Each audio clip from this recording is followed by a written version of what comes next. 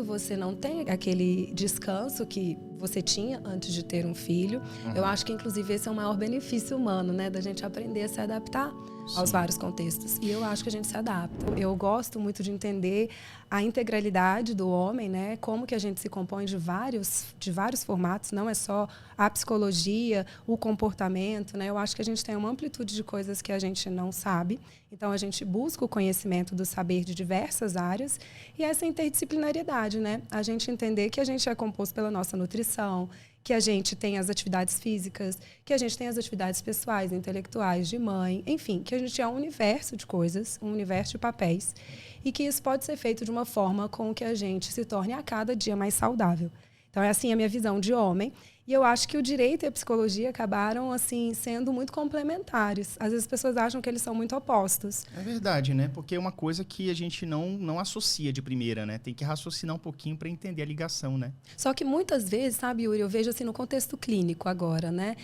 Às vezes a gente está atendendo uma mulher que está sofrendo uma violência. Ela não sabe, às vezes, como que ela pode proceder, né? Às vezes ela está vivendo um relacionamento, às vezes, abusivo e ela não consegue ver esses sinais. Às vezes já vive uma situação de violência dentro de casa. Então, assim, a questão do direito me ajuda também muito a poder mostrar para ela que há um mundo além daquele que ela está vendo. Eu falo que o psicólogo, ele precisa ampliar essa nossa perspectiva de vida, né? Se eu não conseguir ampliar um pouco do que você está vendo, muitas vezes eu não vou conseguir te ajudar. Então, eu falo que o psicólogo está ali para aumentar a sua percepção, né? Que às vezes eu falo quando a gente está com um problema, é como se o problema estivesse aqui assim, né? E a gente não estivesse vendo nada. Então, vem o psicólogo e fala, dá um passinho para trás, dá uma olhada. Tá muito de perto. Olha mais por amplitude, né, do negócio. Exatamente. E é isso, assim, que eu tenho também da visão da maternidade, né? Que a gente precisa dar um passinho para trás e perceber, talvez, onde que gera também o adoecimento, né?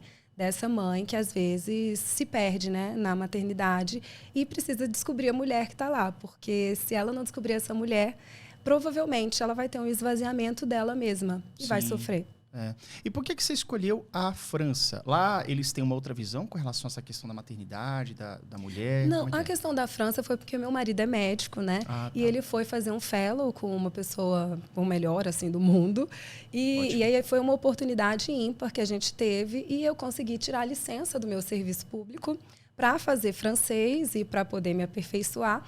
E acabei tendo essa oportunidade de ver uma outra cultura. Assim, você sabe, uma das coisas que mais me chamaram a atenção em relação à maternidade, assim, é que os homens são muito mais participativos do que eu vejo, assim, por exemplo, no parquinho. No parquinho francês tem muito pai. Você vai num parquinho ali, aqui em Brasília mesmo, você praticamente vê muito pouco, né? Assim, eles andam com os filhos recém-nascidos em canguru. E sempre eu perguntava, e sua esposa? Às vezes eles estão só...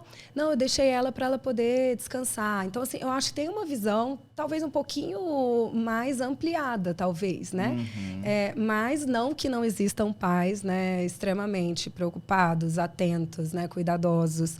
Eu falo que o meu marido né? Então, a gente precisa sempre estar ali só diante da gente olhar se realmente a gente não pode fazer a diferença, né? Da gente realmente ser esse apoio significativo um para o outro, né? Até porque os filhos são de ambos, né? Claro. E lá isso é muito, assim, forte. Eu lembro uma vez que eu estava com meu marido andando e tinha um rapaz com um bebê no canguru, assim, e o menininho devia ter, assim, 1 mês. E ele Bem tirando o novinho. lixo, arrumando lá com o menino andando, assim, e eu falei assim, nossa, gente... Que diferente. E assim, eles deixam também a criança um pouco mais livre, né, no brincar. Enfim, várias coisas que a gente percebe, né, que é cultural, que é diferente e que a gente pode trazer um pouquinho para a nossa vida de adequação. Eu falo que assim, a gente não fica comparando, né, o outro. A gente precisa entender a nossa dinâmica de vida e tentar adequar da melhor forma para que todos, né, se sintam mais saudáveis dentro desse lar quando surge uma criança nesse contexto familiar. E uma pergunta, eu não sei se fez parte dessa sua visão, dessa sua pesquisa que está lá. A gente sabe que tem diferenças culturais, obviamente. Se daqui para a Argentina, que é do lado, tem, imagina para a França, né? Existem diferenças culturais. Você acredita que tem a ver também com a questão do trabalho? Você acredita que talvez a mulher francesa consiga trabalhar menos para viver mais essa questão da maternidade. E no Brasil, as mulheres são muito envolvidas com o trabalho. Enfim, você acha que essa questão de trabalho, de jornada de trabalho, também influencia porque lá os pais estão carregando mais os seus filhos na praça, né? Comparativamente aqui, que são mais as mães que estão levando, que você percebe que estão levando. Você acredita que tem alguma coisa a ver com isso? Com toda certeza, Yuri. Não tenho a menor dúvida. Assim, até a questão do expediente francês é diferente, né? A questão do horário, né? Então, assim, a gente vê muitos pais buscando filhos na escola 3, 4 horas da tarde, né? Então, assim, você sabe, ali a jornada já é diferenciada, né? Mas para os dois... Eu acho que assim é uma coisa vista como uma composição de família, porque a gente ainda tem uma ideia equivocada, né, de que o cuidar é algo inerente à mulher. Né? A gente tem essa questão ainda muito enraizada, né?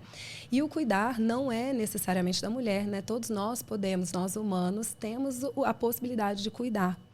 E eu acho que eles têm essa visão, talvez, diferenciada também por conta do trabalho. E eu acho que assim, o retorno ao trabalho, né? Outra coisa assim, que é um ponto de adoecimento, eu acho que feminino. Às vezes a gente carrega lá a criança 9 meses, né? Na barriga.